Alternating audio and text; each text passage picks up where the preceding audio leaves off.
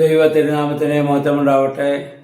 Bible reading പ്രോഗ്രാമിൽ സംബന്ധിക്കുന്ന ഏവർക്കും കർത്തനാമത്തിൽ സ്നേഹവന്ദനം. ജോഷുവയുടെ പുസ്തകം 15-ാം അധ്യായം നമ്മളിന്ന് വായിക്കുന്നു. 15-ാം അധ്യായത്തിൽ യഹൂദ ഗോത്രത്തിനുള്ള അവകാശത്തെക്കുറിച്ചാണ് നമ്മൾ വായിക്കുന്നത്. അവർ കൊടുത്ത പ്രദേശത്തിൻ്റെ അതിരുകളെക്കുറിച്ചാണ് ഇവിടെ പറയുന്നത്.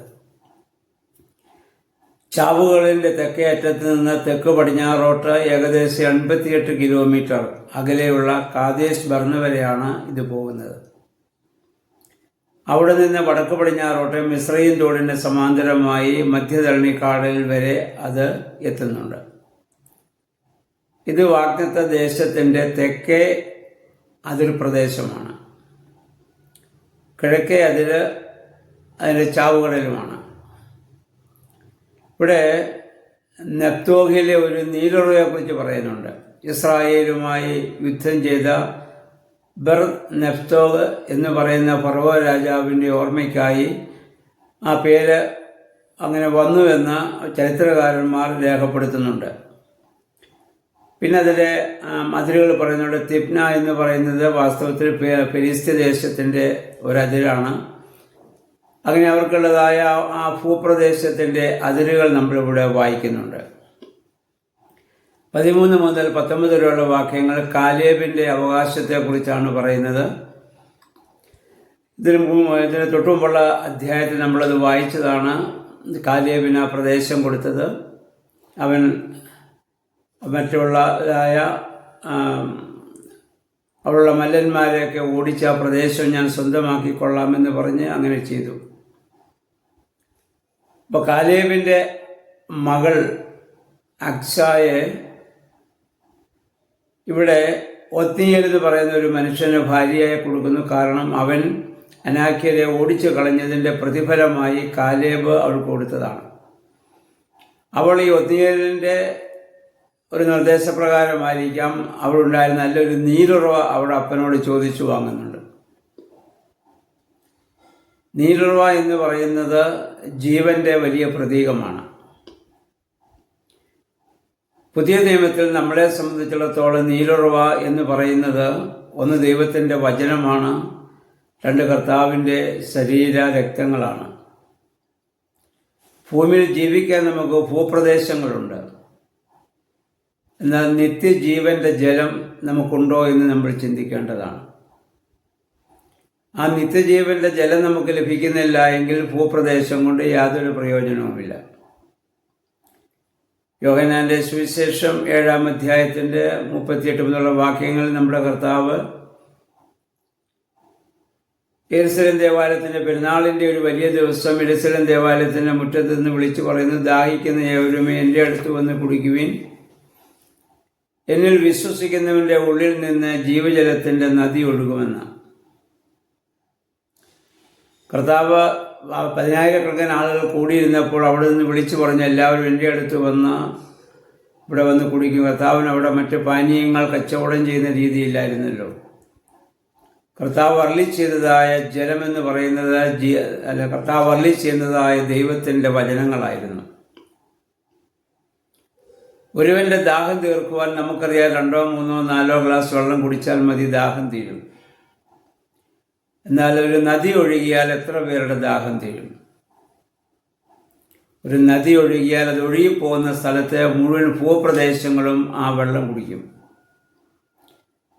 പക്ഷിമൃഗാദികളും സസ്യലതാദികളും ഒക്കെ ജീവിക്കുന്നത് ആ നദിയിൽ നിന്നുള്ള വെള്ളം കുടിച്ചാണ്. അപ്പം ഒരു നദി ഒഴുകിയാൽ ഒരു ഭൂപ്രദേശം മുഴുവൻ അത് ഒഴുകുന്ന എല്ലാ സ്ഥലത്തെയും സകല ജീവജാലങ്ങളും അതുകൊണ്ട് തൃപ്തരാകും. കർത്താവ് പറഞ്ഞതിൻ്റെ അർത്ഥം ഒരുവൻ ക്രിസ്തുവിൽ നിന്ന് സംതൃപ്തനായാൽ അവനിലൂടെ മറ്റെല്ലാവരും സംതൃപ്തരാകുന്ന അനുഭവം ഉണ്ടാകും.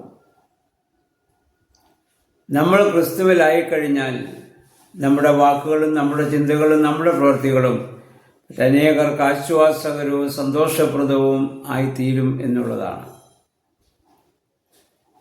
ഒരു പ്രദേശത്ത് ഒരാൾ മതി. അബ്രഹാം ചെന്ന സ്ഥലത്തൊക്കെ ഹിത്തിൽ അവനെക്കുറിച്ച് പറഞ്ഞില്ലേ, ഒരു ദൈവ പുരുഷൻ നമ്മുടെ ഇടയിൽ വന്നിട്ടുണ്ട്. അബ്രഹാമോട് സുവിശേഷം പ്രസംഗിക്കുകയോ മറ്റ് ജീവകാരുണ്യ പ്രവർത്തനങ്ങൾ ചെയ്യുകയോ ഒന്നും ചെയ്തില്ല.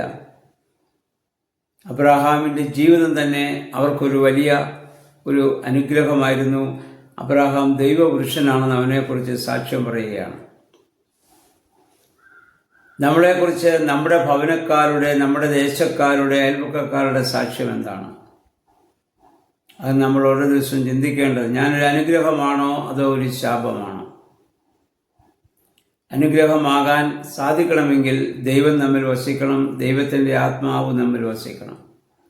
അപ്പോൾ മാത്രമേ നീരുറവയായിത്തീരുവാൻ എനിക്കും നിങ്ങൾക്കും സാധിക്കുകയുള്ളൂ.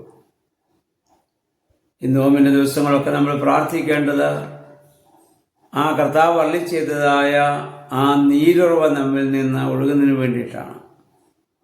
ഇപ്പോൾ നമ്മുടെ വാക്കുകൾ, നമ്മൾ സംസാരിക്കുന്ന രീതികൾ, നമ്മുടെ പ്രവർത്തനങ്ങളൊക്കെ മറ്റുള്ളവരെ സംതൃപ്തിപ്പെടുത്തുന്ന, സന്തോഷിപ്പിക്കുന്ന അനുഭവങ്ങളായി മാറുവാനിടയായാൽ നമ്മുടെ ജീവിതം ധന്യമാണ്.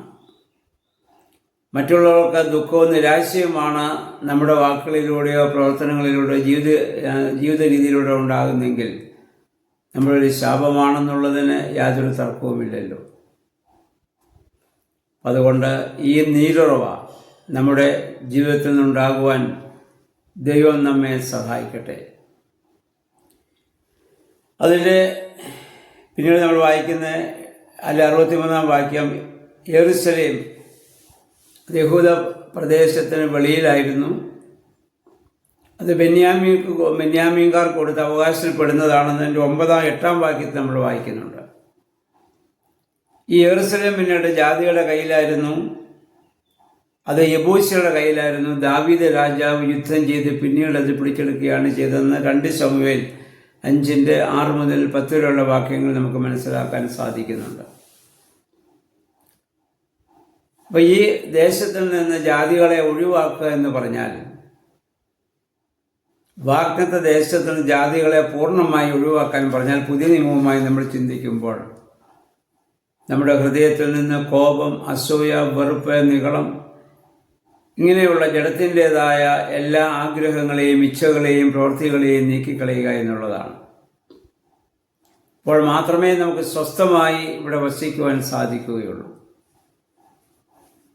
ആ രീതിയിൽ ഈ വേദഭാഗത്തെ കാണുവാനും നമ്മുടെ ജീവിതത്തെ ദൈവത്തോടുള്ള ബന്ധത്തിൽ ക്രമീകരിക്കുവാനും പരിശുദ്ധാത്മാവെ ശക്തീകരിക്കണമെന്ന് നമുക്ക് പ്രാർത്ഥിക്കാം. ദൈവം അതിന് നമ്മെ സഹായിക്കുമാറാകട്ടെ.